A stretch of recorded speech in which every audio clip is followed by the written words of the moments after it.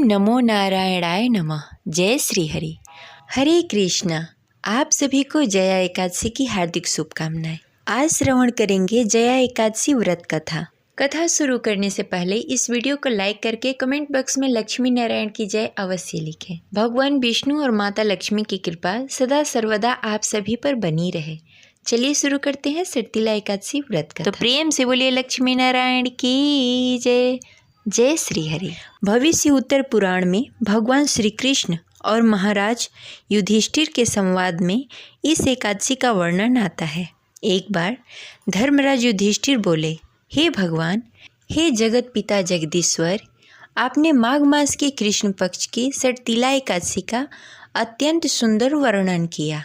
आप स्वदेज, अंडज, उद्भिज और जरायुज चारों प्रकार के जीवों को उत्पन्न, पालन तथा नाश करने वाले हैं। अब आप कृपा करके माघ मास के शुक्ल पक्ष की एकादशी का वर्णन कीजिए। इसका क्या नाम है, इसके व्रत में क्या किया जाता है, इसकी क्या विधि है, इसमें कौन से देवता की पूजा की जाती है, विस्तार पूर्वक बताएं। भगवान श्री कृष्ण कहने लगे, हे राजन, इस एकादशी का नाम जया एकादशी है। इसका व्रत करने से मनुष्य ब्रह्म हत्या जैसे पापों से छूटकर मोक्ष को प्राप्त होता है तथा इसके प्रभाव से भूत, पिशाच आदि योनियों से मुक्ति मिल जाती है।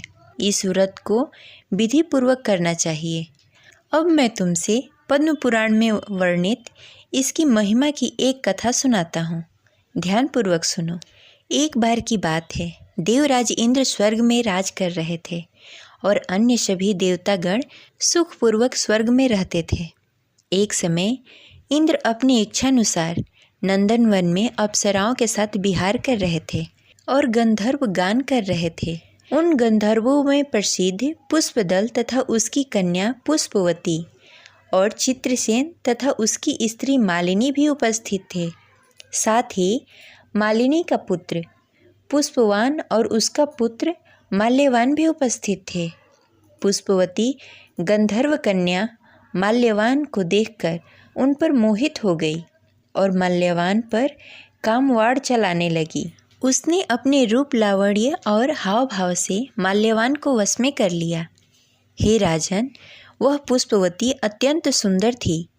अब वो इंद्र को प्रसन्न करने के लिए गान करने लगे, परंतु परस्पर मोहित होने के कारण उसका चित्त भ्रमित हो गया था। इनके ठीक प्रकार न गाने तथा स्वर ताल ठीक नहीं होने से इंद्र इनके प्रेम को समझ गए और उन्होंने इसमें अपना अपमान समझकर उनको श्राप दे दिया। इंद्र ने कहा, हे मूर्खों, तुमने मेरी आज्ञा का उल्लंघन किया है, इसलिए तुम्हारा धिक्कार है। अब तुम दोनों स्त्री पुरुष के रूप में मृत्युलोक में जाकर पिशाच रूप धारण कर लो और अपने कर्म का फल भोगो। इंद्र का ऐसा श्राप सुनकर वे अत्यंत दुखी हुए और हिमालय पर्वत पर दुखपूर्वक अपना जीवन व्यतीत करने लगे। उन्हें गंध, रस तथा स्पर्श आदि का कुछ भी ज्ञान नहीं था। वहाँ उनको महान दुख मिल रहे थे। उन्हें एक क्षण के लिए भी निद्रा नहीं आती थी। उस जगह अत्यंत शीत था, इससे उनके रोंगटे खड़े रहते थे और मारे शीत के दांत बजते रहते थे।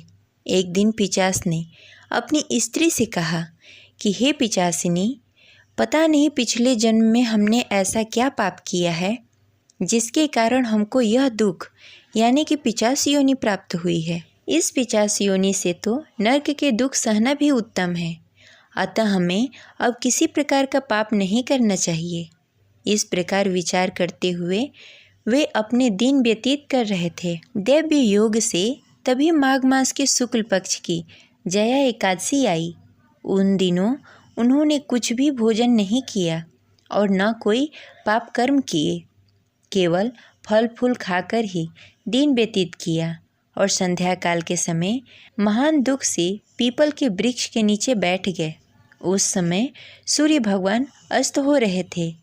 उस रात को अत्यंत ठंडी थी, इस कारण वे दोनों शीत के मारे अति दुखी होकर मृतक के समान आपस में लिपटे हुए पड़े रहे। उस रात्रि को उनको निंद्रा भी नहीं आई। हे राजन, जया एकादशी के उपवास और रात्रि जागरण से दूसरे दिन प्रभात होते ही उनकी 50 योनि छूट गई। अत्यंत सुंदर गंधर्व और अप्सरा की देह धारण कर सुंदर वस्त्र और आभूषण से अलंकृत होकर उन्होंने स्वर्ग को प्रस्थान किया। उस समय आकाश में देवता उनकी स्तुति करते हुए पुष्पों की वर्षा कर रहे थे। स्वर्गलोक में जाकर उन दोनों ने देवराज इंद्र को प्रणाम किया। इंद्र इनको पहले के रूप में देखकर अत्यंत आश्चर्यचकित हुए और पूछने लगे कि तुमने अपनी 50 योनि से किस तरह छुटकारा पाया, सो सब बताओ।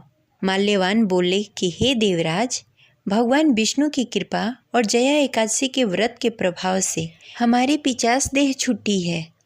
तब देवराज इंद्र बोले कि हे माल्यवान, भगवान की कृपा और एकादशी व्रत करने से न केवल तुम्हारी 50 योनि छूट गई, वरन हम लोग के भी वंदनीय हो गए, क्योंकि विष्णु और शिव के भक्त हम लोगों के वंदनीय हैं।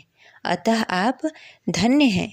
अब आप पुष्पवती के साथ जाकर विवाह कर लो। भगवान श्री कृष्ण कहने लगे कि हे राजन, इस जया एकादशी के व्रत से बुरी योनि छूट जाती है। जिस मनुष्य ने इस एकादशी व्रत को किया है, उसने मानो यज्ञ, जप, तप, दान आदि सब कर लिया है।